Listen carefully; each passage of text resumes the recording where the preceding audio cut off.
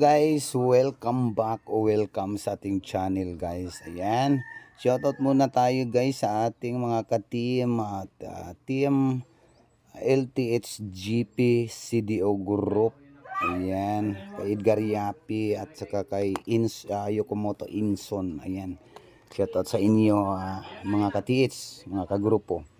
Ayan, for today's video guys ay i-share ko sa inyo ang aerial footage ng ating operation ngayon guys. Tungkol dito sa ating ito yung iniscan ko dati guys na meron siyang gumuhong lupa dito sa may kawayan guys sa gilid ng kalsada. Tapos meron siyang bahay. Ayan, ito po dalawang bahay na ito. Ito po yung dig spot na merong nalason guys sa ilalim.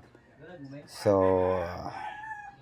ayan, konting video lang ito guys, short video lang ito ng ating drone, pero ulitin ko na lang at i-share ko sa inyo dahil ito po ang simula ng ating exploration. Ayan po guys. So una sa lahat, i-share ko sa inyo na ang lugar na ito ay dati last 2023 ay meron pong naghukay dito.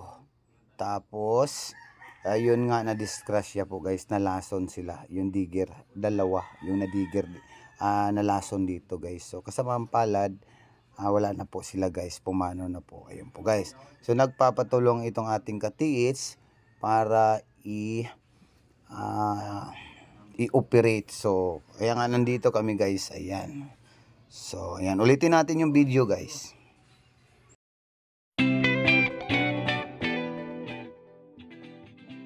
So, ayan, guys. Ito yung post ko dati, guys. Pero, sa profile ko, pinost ito at saka sa aking YouTube na LTHP TV. Ayan, LTHP TV channel. Doon po natin ito na i-post. Hindi po dito sa LTH TV page, sa Facebook page. Ayan po, guys.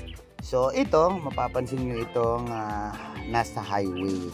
Pero ito guys, i-share ko sa inyo ang lugar na ito. Ang dati po ay dito po banda yung highway.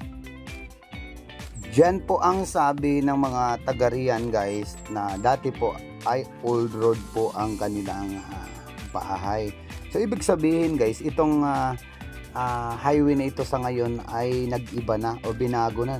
In-street na kasi ng ating gobyerno guys na pag-highway dyan. Ayan, itong bahay naman guys, ayan, i-plaster natin. Ayan. Ayan, sabi nila dito po yung old road.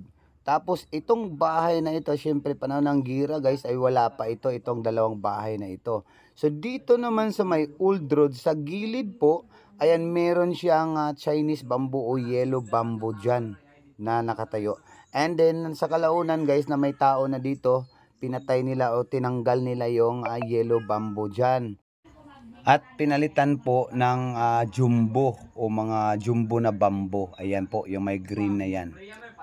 And then guys, dito sa ngayon, pinasurvey nila sa atin guys dahil ito nga po ang lugar na ito ay ang dami-dami pong humihintong sasakyan dito, yung mga mamahaling sasakyan. Tapos nagdidetect po sila dito sa may gilid po ng kawayan. Tapos minsan pa nga ay meron talaga tumungtong dito guys. Ayan, dyan sa may may puno ng kawayan.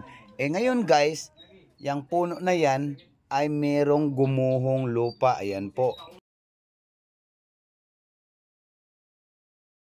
So dyan guys, so sa puno ng kawayan na yan. So alalahanin natin guys na dati yung yellow bamboo. Tapos tinanggal ng may-ari, pinalitan ng jumbo o yung mga malalaking bamboo o kawayan dahil nga yun ang mga produkto nila doon sa area na yan. So kawayan po ang kanilang paboritong pananim para po yan pang pang anong tawag nito, yung pang tuko ng saging sa dol.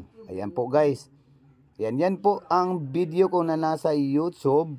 Tapos ito namang bahay guys, kung mapapansin nyo itong dalawa, itong isa, itong maliit, dito po yung paksol o dito po yung kampo ng Hapon guys. Dito ito nga natayuan ng bahay. Dahil dito nga po ay hinukay nila, yan po ang butas, hinukay nila guys. Meron silang nakuha dito guys ng mga buto ng hayop. Tapos ay may mga bala at may mga helmet at coins. Ayan po guys, dyan mismo sa ilalim ng bahay na yan. So ang sitwasyon po guys, mula dito sa hinukay nilang may mga buto nga ng hayop, may mga bala, ay sa hindi kalayuan, mga nasa 10 meters lang yata papunta dyan sa highway. In between, mula highway at saka yung sa ilalim ng bahay, ay nasa gitna po yung gumuhong lupa. So, nandyan siya. So, ibig sabihin, nasa old road. Dahil nga old road ito. So, old road ito guys.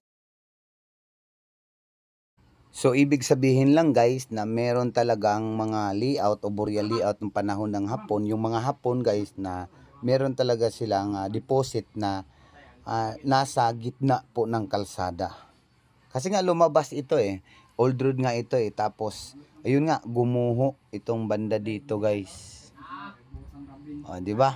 So yung posisyon niya guys mula dito sa bahay nung kampo ng mga Hapon, north po siya. Yan. Din papunta dito sa mayroong butas na gumuho, south, so going south. So ibig sabihin lang guys, yung reference kasi dito, nung tinignan ko ito sa ating drone, itong kalsada kasi naka-align po ito ng from north to south.